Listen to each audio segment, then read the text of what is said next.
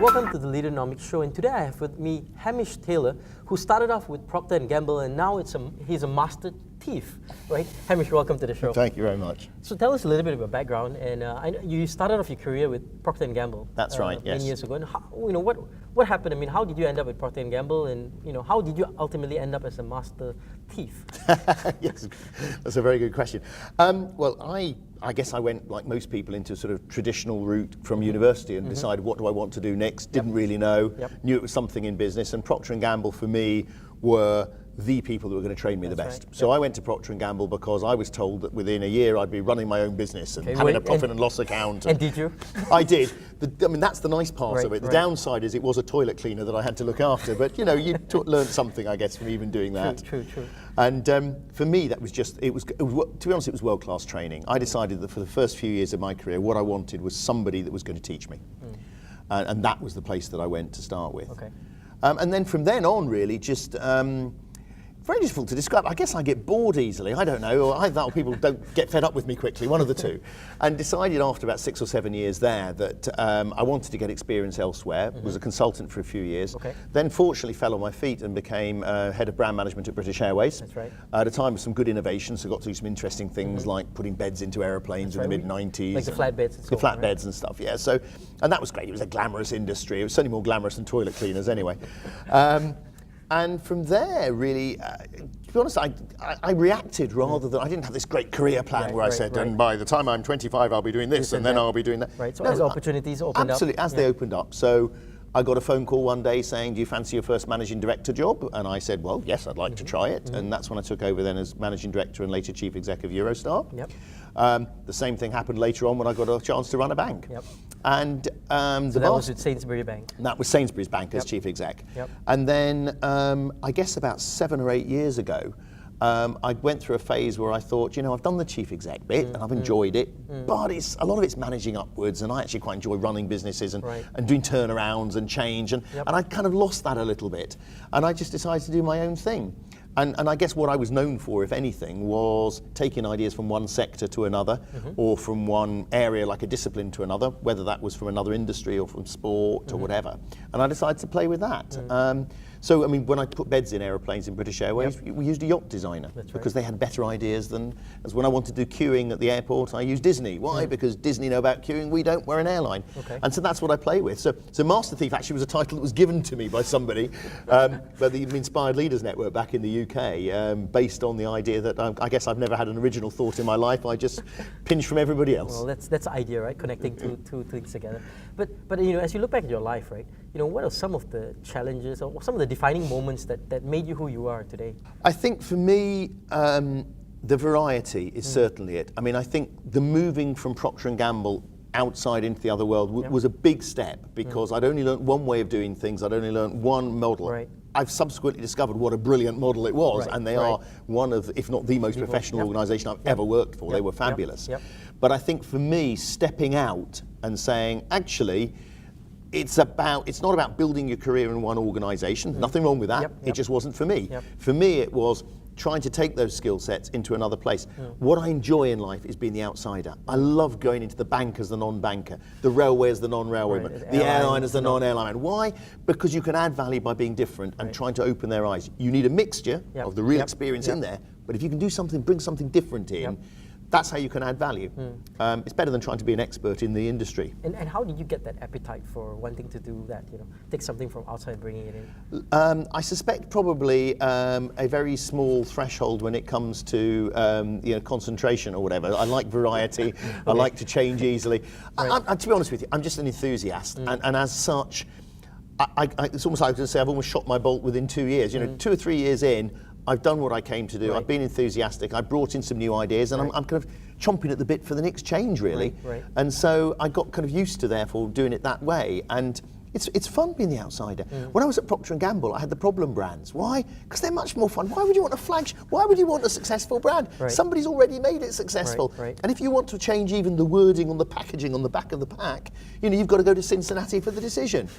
Take on a problem brand, and as they always say, problem brands are orphans. Nobody admits responsibility for it, and you can play. So I had much more fun with problems.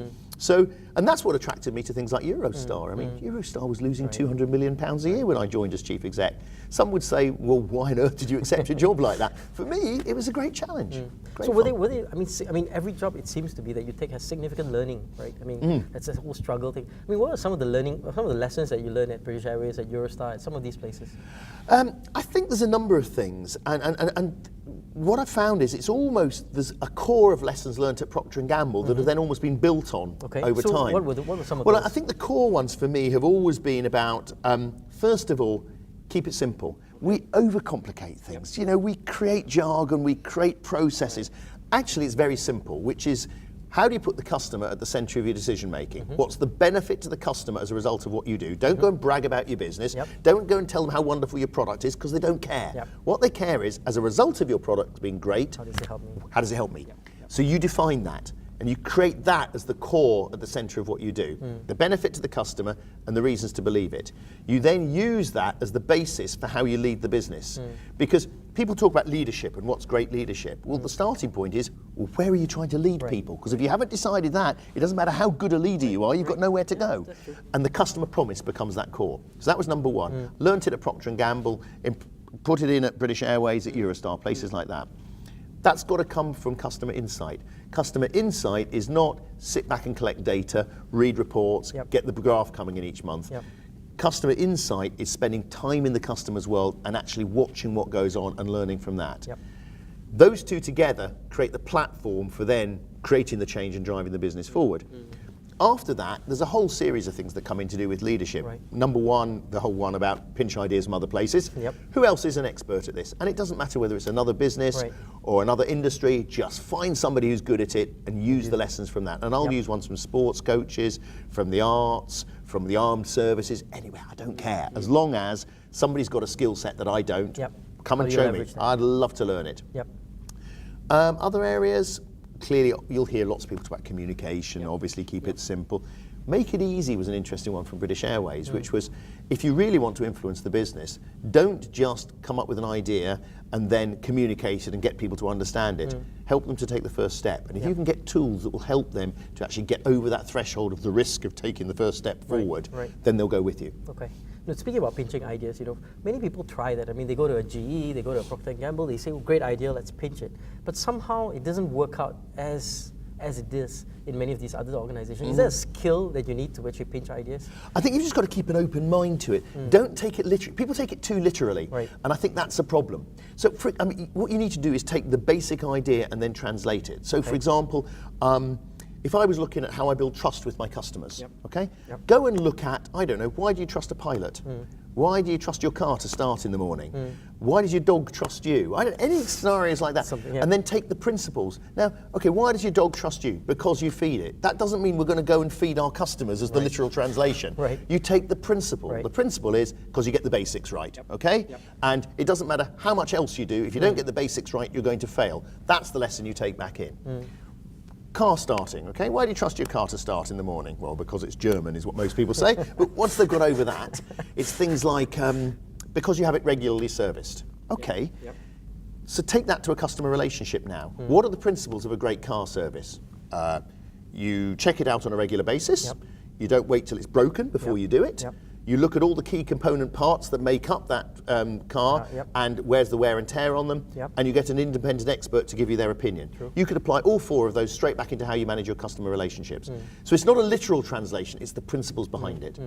Let's talk a little bit about innovation. I mean, you know, everywhere you seem to have embedded some form of innovation, like you know, the flatbeds with British Airways and so on and so forth. You know, how do we? I mean, is there a process to drive innovation in an organization? Is there a process? I think, yes, there is. There's an approach, but I wouldn't call it a process. And the reason I wouldn't is because we get too hung up in that. Look at what makes a great 100-meter sprinter, okay? There's lots of things that there. One of the things is they focus on the end point, not the process. If you focus on the process, you don't really innovate because success for you is going from step 1 to step 2 to step 3 rather than what you were trying to achieve at the end. So for me, it's about how do you create a focus on the end point that allows you to innovate? And that's where the customer benefit bit comes in. So if you can take a focus on the customer benefit and use that as the basis, you've now asked yourself a different question. I gave an example earlier on today about British Airways business class. We used to go and say, here's today's product, how are we going to make it better? Yep. And innovation was about how do you take the seat or whatever it was and design something better. You're doing the same thing as all your competitors. If you really want to innovate, you need to ask yourselves a different question. That's where the customer benefit bit comes in. The benefit became arrive ready for business. What do we mean by that? The key moment of truth for a business traveller was how do I feel at 6 o'clock in the morning when I step off this aeroplane? Right. Am I ready to go and do a day's work? Yep. Okay? That's when you know if you've had a good business flight. What does that mean we've got to be good at? 3 things, either giving people more sleep, or refreshment, Yep. or less hassle. 9 words, arrive ready for business, more sleep, less hassle, refreshment. That becomes the core of your innovation, because now instead of saying, here's today's product, how do you make it better? Right. You're now saying, how else could we help people arrive ready for business? True. It's a different question, Yep. and a different question gets different answers. So that's exactly. how new ideas come along. The arrivals lounge, a lounge after the flight when you can have a shower in the morning. Serve the meal in the lounge before people get on the plane. Yep. Then they've got more time to sleep. Lots of new ideas come along because you're asking yourselves and your business a different question, and that question starts with the customer benefit, not here's today's product. Right, fantastic. You know, if somebody else, like, you know, a young fresh graduate who just graduated from university and they want to become a Hamish Taylor, they want to replicate. I wouldn't wish that on anybody. What advice would you give them? A couple of things, to be honest, and it's all in hindsight, remember, because this is obviously. I don't believe people when they tell you they have a career plan and they can plan their career. 'Cause I have no idea what I'm doing from one day to the next, let alone year to year. Yep. I think there's a couple of things. The first one is be willing in the first few years to go somewhere where you'll get a really, really good training. You won't necessarily get your dream job first of all. If you do, fantastic, good luck to you. The chances are that what you've got to do, what you want to do is get a good grounding, particularly in the things you don't know. Procter & Gamble for me was fantastic, gave me that. So once you've got that, where do you go next? I think for me, since then, it's been about, I was going to use the word selfish, and I think it's probably an okay word to use. Be true to yourself. You know what you're good at, what you're not so good at. Concentrate on the things you're good at. Nobody gets successful by fixing their weaknesses. They get successful because of their strengths. They stop their weaknesses holding them back by improving on them, but the real success comes from what they're good at. You get to be a successful person because of what you're good at. Therefore, how can you put yourself in situations and environments where you're using your strengths to the best ability? And that may mean choosing particular job types, certain career types, certain organisations you want to go into, but that's what you need to do. So the reason I do what I do now, I ducked out of corporate life 6 years ago, as I said, to do my own thing. Why? Because I do what I'm enjoying now. I don't know whether I'm any good at it or not, I just enjoy it. And I became selfish, and I said, look, you only live once, you might as well enjoy it, guys. And what do you want to do? Get to 65, having had a great, solid career, and then start living? Start living now. Right away. Because if you do what you enjoy, you'll be better at it, and then you'll be more successful. And final question, if you could address a group of CEOs and give them one piece of advice, what advice would you give them? Oh, I'd have to go back to the customer promise one. Get a real statement of the customer benefit and the 2 or 3 things you need to be good at to deliver that customer benefit. Keep it as short and simple as possible, 9, 10 words, and make sure that every single member of your organisation knows it and can recite it back to you and can understand how their job can play a part in it. Whatever function they're in, everybody has a role to play in it. And if they don't, you haven't put the customer at the centre of your business. Fantastic. We're here with Hamish Taylor here at the London Speakers Bureau Conference. Hamish, thank you for being on our show. Thank you very much indeed. Thank you. Thank you. Here on the Leaderonomics Show.